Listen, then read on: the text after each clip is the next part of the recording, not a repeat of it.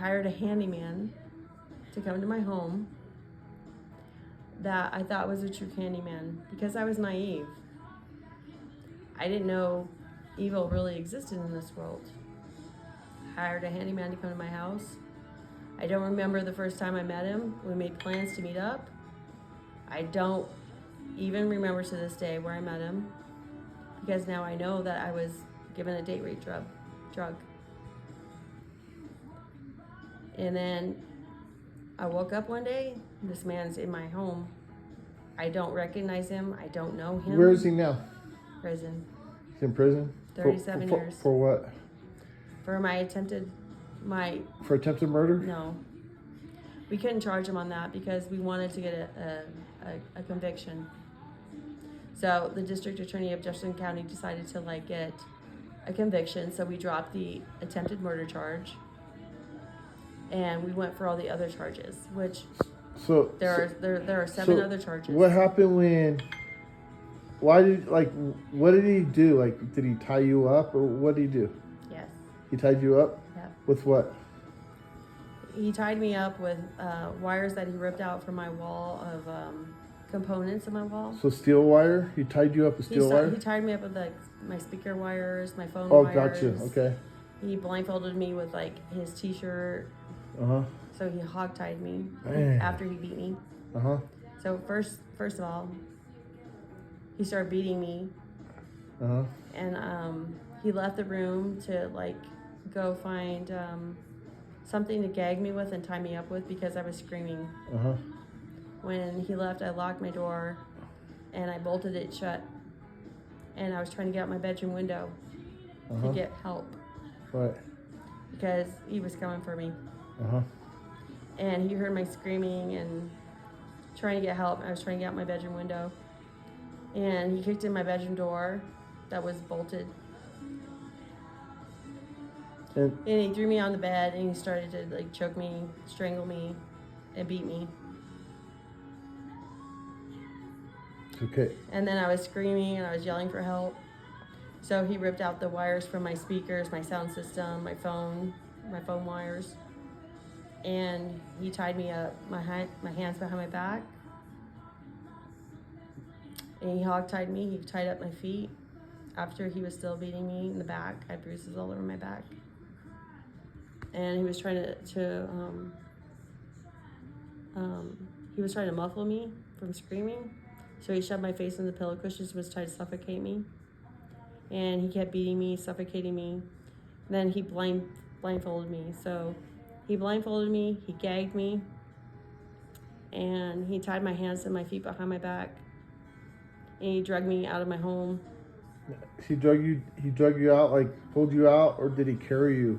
He dragged me out like a little pig, like a stuffed pig. So you're on the ground, going down the staircase and stuff? I went down 3 staircases. Man.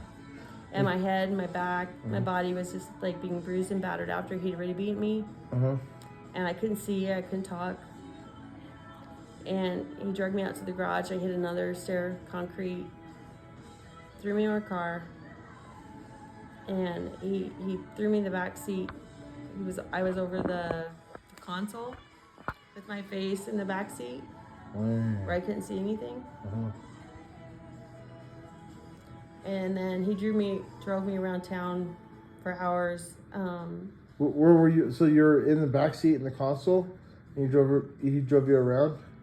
And was he what? I mean, and what were you doing? I was begging for my life. Could you breathe? I could breathe a little bit, but there were times where he took the gag off my mouth to talk to me, and then he would put it back on. And I was just begging him to let me call my kids because the only thing in the world left was my kids. And so I kept begging, just let me call my kids. And he was like, no, this is the last day of your life. He's like, believe me, today's the last day of your life.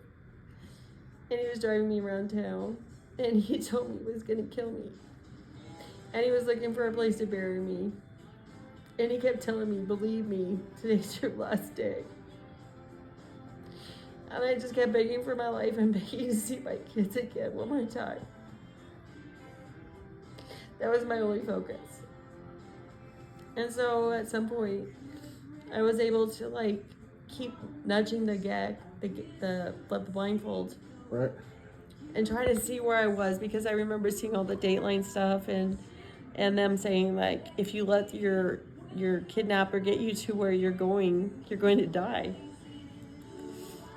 And so I tried to like keep him engaged in like a conversation. So when he would take the gag off my mouth, I would try to talk to him and reason with him. The blindfold was off like one corner of my eye, and I could see where we were going. And we were driving up and down Sheridan, and we were going like towards Highway 7, and I could see ballparks and the parks.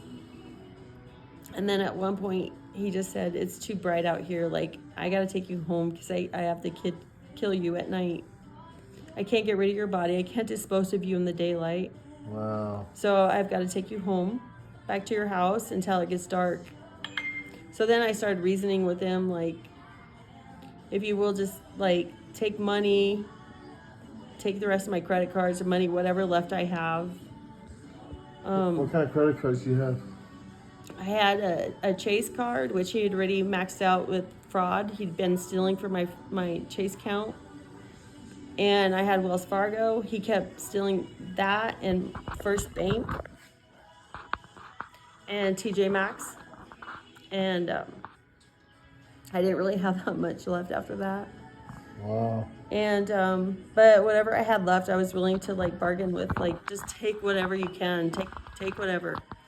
So he brought me back. I saw from my blindfold that we were entering my subdivision of Arrowhead in Westminster, Colorado. And I saw us going up the street, and I knew this was like my last chance, because I knew if he got me home or he got me to a destination, I would not survive. So when he went into the house, I had been trying to loosen the wires on the back of my back, and I'd been loosening them because they were wires, so they were easy to kind of try to like negotiate. I loosened the wires, and he went into the house, and I was able to loosen them enough to like open the car door and turn around and get out, and release my blindfold. And I had barely hobbled out of the car, because previously, before that, when he was dragging me to the car, he almost broke my ankle. He slammed my ankle in the car door when I was trying to get out.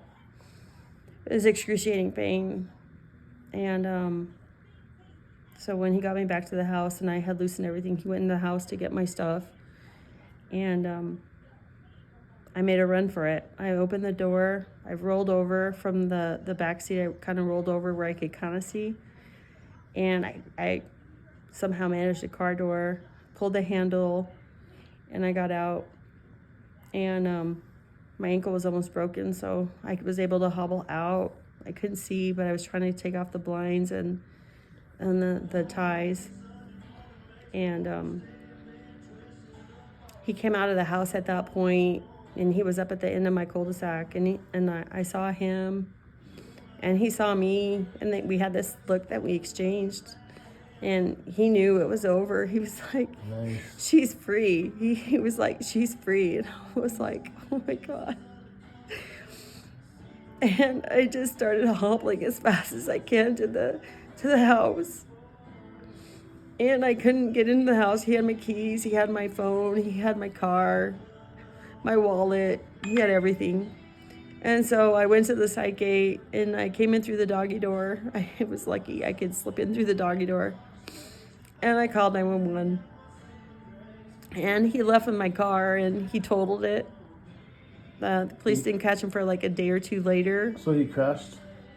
No, he took his friends for a joyride in my car, and between the time that he had it and he took his friends joyriding in my car. Did the cops come right away, or? Yeah, they came. There was a crime scene. Nice. They took pictures of my body. Wow. It's kind of a blur. I blanked out after that. Right, of course. I just remember waking up, and there were Westminster police all over in my house taking pictures of my body. And so what did he actually get charged with? I have to look it up. It was theft of my car, attempted kidnapping, battery, abuse, like it was attempted murder originally, but they dropped it because they wanted a charge. So he got guilty on 7 charges for 37 years in prison. Where was your family at the time? He had alienated me from my family. No, I'm saying so you got divorced before this, or like what happened? Oh, I was separated from my husband at the time, and I had just moved back to my house. Gotcha. And that's why I hired the handyman, because I needed work done on the house I was in. So that's how you met. What's his name again? Kent Sanchez. And so you met him, and was he like, you know, like a dream person at first? No. He was a handyman. He's a handyman, and so he was never a romantic interest. Right. He was just the district attorney told me that he was so seasoned at what he had done to me, that he'd done it previously to so many other women. Wow. That I was an easy target. Gotcha. Because, you know, I had never been around people like that. I had lived up a good life. I was married. So yeah. So did he steal from you, or you said he stole from you, correct? Yeah. Like, how much money did he steal from you? To this day, what I would account about $80,000 between the fraud and the cash, and having his family here, and they backed up a U-Haul to my house and stole all my belongings. So what are the credit, like, did they forgive you for this, or like? No. They didn't? Well. Okay. It's complicated. Home Depot found him guilty of the fraud. But out of good faith, I didn't know the system, but I had perfect credit before this happened. And so I continued to pay on the credit cards. I paid on... Like what other credit cards? All of them. The TJ Maxx, the Wells Fargo, okay, the Home Depot. And none of them forgave you? Some of them forgave me. First Bank did not. First Bank did not. Which ones forgave you? Well, Home Depot did. But since I was naive, and this is what I would strongly advise people to know their rights, I kept paying on the fraud charges because I thought I had perfect credit before it started, that if I kept paying and it was fraud, that I would be reimbursed for everything I paid. It didn't work out that way. So they said that since I started paying on the fraud, that I assumed the responsibility, even though they found him guilty. And so I had to request for Home Depot to reimburse me for the money I paid on the fraud. And they denied it because that's their right. What about TJ Maxx? What did they do? Same thing, pretty much. Did any of these credit bureaus? None of them ever gave me back my money. Wow. Even though you're a victim of domestic violence, and so you have to eat the cost that this guy stole from you. I've lost my life savings. Wow, that's crazy. I've lost my life savings. This man's in prison. And that the thing that people. So you're sitting here with bad credit because this guy tried to kill you, or he took over your house. He's done it to other women, and pretty much I think this is more than domestic violence. This is like straight, like, hell violence. It was pure terror. Yeah. So it's like you would think that financial institutes would forgive that. I mean, considering there's so many battered women and there's so many. I think they would kind of support you on that, but they held you accountable for the debt. Wow. It was convenient for them. Wow. And did you try to take this up with, supervisors or anything? I went all the way up the chain, but they just put me off. What I learned from this is that people don't always appear to be what they seem. Thank you. Well spoken. And I never thought these kind of things would happen to a normal person like me, but they do. And that's why I'm here, is to share with people that there is a whole different world we never even can imagine exists. people that prey on your innocence, people that prey on your naivety.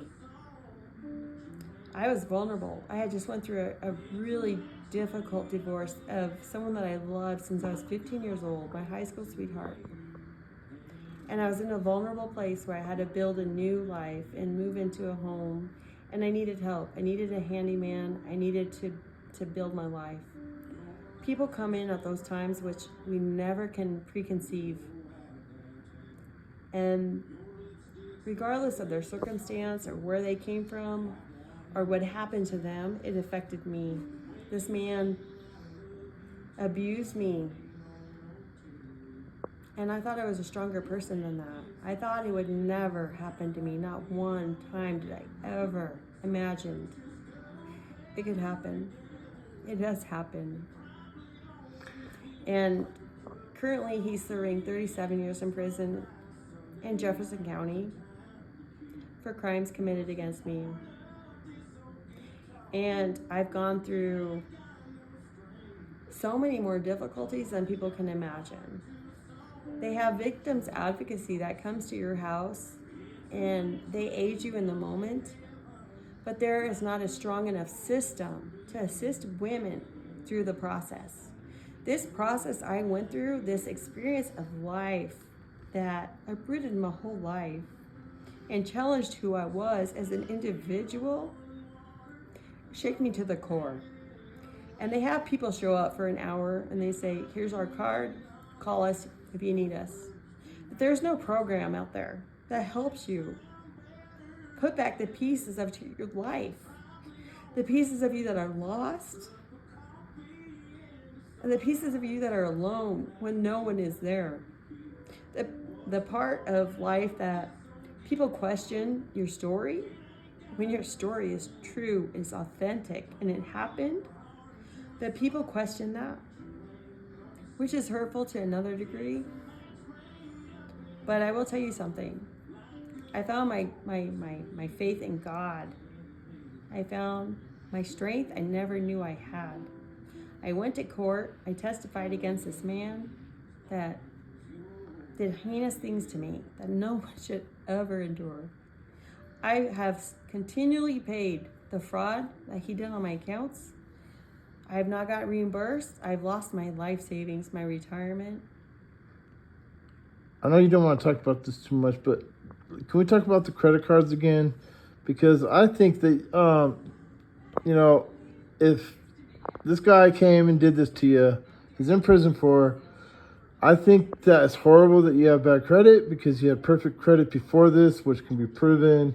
So why would any bank, the credit bureau, why would they hold you accountable for something you didn't do when you're... I can explain it to you. you. Oh, yeah, okay, shut up. I can explain to you. Okay. What they determined is that when someone lives with you, there's a different law that comes into play. It's like a common... A common marriage. No, it wasn't. Common law. It wasn't that. Okay. It was... I'm trying to think of what it was called. Common something, right? No, it was something else. I'm trying to think of the word. I'd have to go get my paperwork. Okay. That they call it when somebody says they're living with you, it's not common law. It's something else. Yeah, no, it's I know what it is. It's where they they just show a piece of mail and suddenly they live here. Suddenly they're a resident and you have to evict them. Well, he'd been hiding my mail for months. I went to the crawl space one day and I found all of the mail that he'd been hiding for 9 months in my basement in a corner. And it was all the statements from Home Depot, Wells Fargo, TJ Maxx, First Bank. He had been checking the mail and hiding them from me. And so they used that as evidence to say that my claim wasn't right. When you say who used that, when do you say who? Well, initially it was Home Depot, but it was all the credit cards. So they came to your house and they said what? No, they mailed me documents. Oh, but they said what? Because he was residing in your house. Oh, a domestic dispute. Domestic dispute. It's a domestic dispute. Okay. Which it was not, because I never invited him into my home. Well, back then it was, but now that he's in prison, and I never did in the first place. And our eyes are open. It's called a domestic dispute. Okay. It's a different term they use to get around paying it. Right. So since it's a domestic dispute, they make it more personal, where you assume some kind of liability, and by me paying the bill, trying to like protect my credit because I had perfect credit before, I thought, being naive and innocent of this stuff, I thought, oh, I'll pay it and then they'll find me right in this matter. And they did. Eventually they found me right in the matter. But then they said it's a domestic dispute. And then my lawyer said, well, since you initially started paying on it because you were trying to do what's right, good faith and you want to do what's right to preserve your credit, they are no longer responsible. You have to request them to pay you back. Even though that you're a major victim of murder, like attempted murder and rape. So they declined to pay me back what I paid. I don't even know. So instead of like, so your lawyer, so he says that his hands are tied now because you started paying. Yes. Really? Wow. Is that really like? I keep my opinion to myself, but that's horrible. So. Well, I hope on some level this educates people that if you have fraud done to your accounts, no matter what your intention is and you want to pay it, you want to make it right, get a lawyer, get consult, find out what your rights are and what you should do, because I did it thinking I was doing the right thing. I was trying to preserve my credit. I was trying to do the right thing, but that doesn't always work out, and I didn't know that. So my hope is if you are going through something like this, do your homework, get an attorney, make the consult, take the time, and protect yourself. My question is so after you go through all that, now you're left all by yourself in this big house, okay, and that you have PSD, you have everything else. How is someone supposed to rise above all that and get a lawyer and just fight it? You're still healing, you're still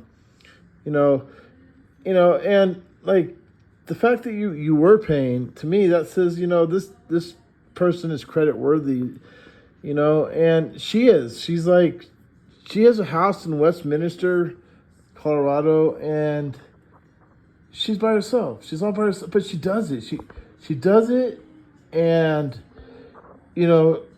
I don't see any other women in the vicinity that's taking care of a house like this and making it work. So I need to shut up, but that really upsets me. That's why I'm the one that made her do this video. And maybe I should or shouldn't, but what do you do in a situation like this? And it's sad. It's a sad thing that nobody will really step up for her. She's all alone. I'm all she has, and believe me, that's not good. But anyway, I think we'll just end it with Well, let me say something. Okay, all right, I'll shut up. At the end of the day, I want to advocate for victims and victims' rights, because bad things do happen to us. And I have found a courage and a strength I never knew I had. Evil came knocking on my door, and I answered it.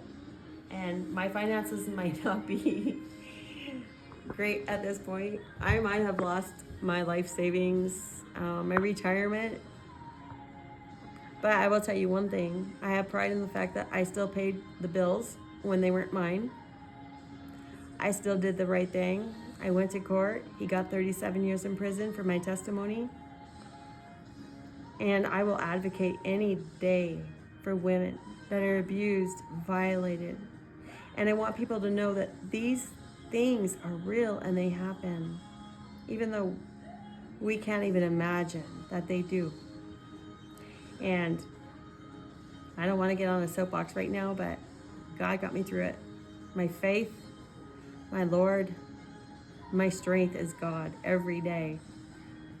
I have days I didn't want to get up. I wanted to give up, but he didn't let me. And he sent me angels and he sent me signs.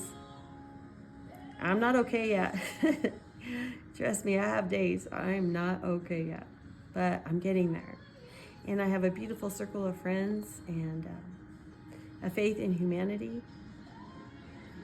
And I'm selling my home. I'm moving on to a new chapter.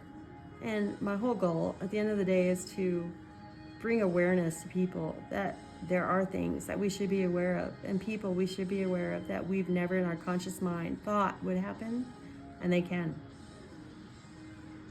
And I hope this helps somebody on some level. And there is domestic violence and there is suffering. And I hope you have somebody in your corner that will help you when you're suffering. And if not, I hope you reach out to me and I can try to help you. Find somebody to help you.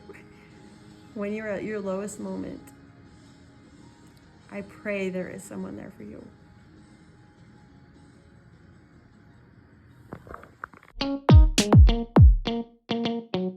It's never where I'm from, but always where I'm going. And yes, the flow's so cold, you would've thought it was snowing. And so I gotta move up, cause this voice needs